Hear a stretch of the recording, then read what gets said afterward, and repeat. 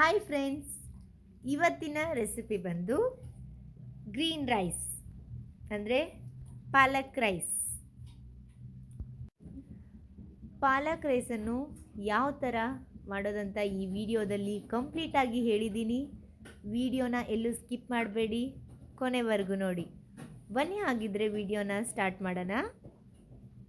ನಾನಿವತ್ತು ಪಾಲಕ್ ರೈಸ್ ಹೇಗೆ ಮಾಡೋದಂತ ಹೇಳ್ಕೊಡ್ತೀನಿ.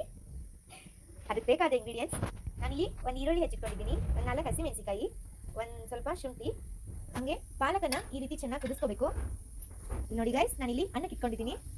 ಒಂದು ಬಾಣಲೆಗೆ ಈರುಳ್ಳಿ, ಹಸಿಮೆಣಸಿಕಾಯಿ, ಶುಂಠಿ, ಸ್ವಲ್ಪ ಎಣ್ಣೆ ಹಾಕಿ ಚೆನ್ನಾಗಿ ಫ್ರೈ ಮಾಡ್ಕೋಬೇಕು.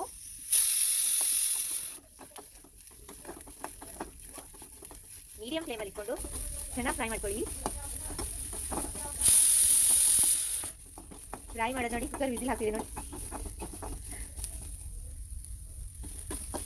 ಸ್ವಲ್ಪ ಕಂದು ಬಣ್ಣ ಬರೋವರೆಗೂ ಫ್ರೈ ಮಾಡಿ ಮತ್ತೆ ವಿಸಿಲ್ ಮಾಡಿ. ಇವಾಗ ಮಿಕ್ಸಿ ಜಾರ್ಗೆ ಕುದಿಸ್ಕೊಂಡಿರೋ ಪಾಲಕನ್ನು ಹಾಕಬೇಕು. ಪಾಲಕನ ವಾಸನೆ ಹೋಗೋವರೆಗೂ ಕುದಿಸ್ಕೋಬೇಕು. ಆಮೇಲೆ ಫ್ರೈ ಮಾಡ್ಕೊಂಡಿರೋ ಈರುಳ್ಳಿ, ಹಸಿಮೆಣಸಿಕಾಯಿ, ಶುಂಠಿ ಎಲ್ಲ ಮಸಾಲೆನೂ ಮಿಕ್ಸಿ ಜಾರ್ಗೆ ಹಾಕೊಳ್ಳಿ. ಸ್ವಲ್ಪ ಕೊತ್ತಂಬರಿ ಹಾಕೊಂಡು ತರ್ತರಿಯಾಗಿ ರುಬ್ಕೋಬೇಕು.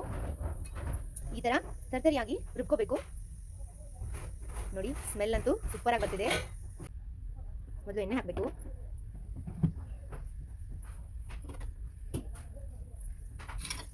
ಸ್ವಲ್ಪ ಈರುಳ್ಳಿ ಹಾಕಿ ಚೆನ್ನಾಗಿ ಫ್ರೈ ಮಾಡ್ಕೋಬೇಕು.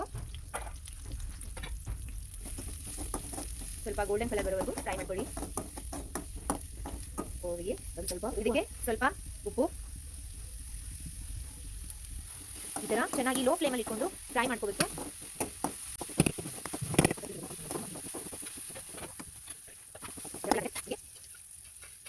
ರುಬ್ಕೊಂಡಿರೋ ಮಸಾಲ ಹಾಕಬೇಕು.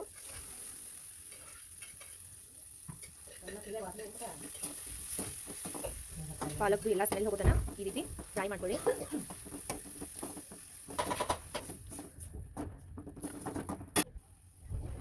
ಥರ ಸ್ವಲ್ಪ ಕೈ ಆಡ್ಕೋಬೇಕು. ಉಪ್ಪು ಖಾರ ಎಲ್ಲ ಕರೆಕ್ಟ್ ಇದೆಯಾ ಅಂತ ಒಂದ್ಸರಿ ನೋಡ್ಕೊಳ್ಳಿ. ನಿಮಗೆ ಖಾರ ಜಾಸ್ತಿ ಬೇಕಾದರೆ ಹಸಿಮೆಣಸಿಕಾಯಿ ಒಂದೆರಡು ಜಾಸ್ತಿ ಹಾಕೊಳ್ಳಿ.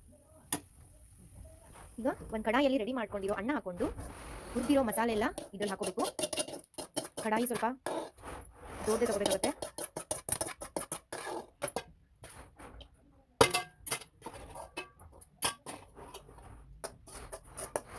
ನೋಡಿ, ಈ ಥರ ಎಲ್ಲ ಅನ್ನಕ್ಕೂ ಆಗೋ ಥರ ಕಲಿಸ್ಕೋಬೇಕು. ನೋಡಿ, ಎಲ್ಲ ಕಡೆನೂ ಗ್ರೀನ್ ಕಲರ್, ಎಲ್ಲ ಅನ್ನನೂ ಗ್ರೀನ್ ಕಲರ್ ಆಗಬೇಕು. ಆ ಥರ ಕಲಿಸ್ಕೊಳ್ಳಿ. ತುಂಬ ಚೆನ್ನಾಗಿ ಸ್ಮೆಲ್ ಬಂದಿದೆ ಪಾಲಕು.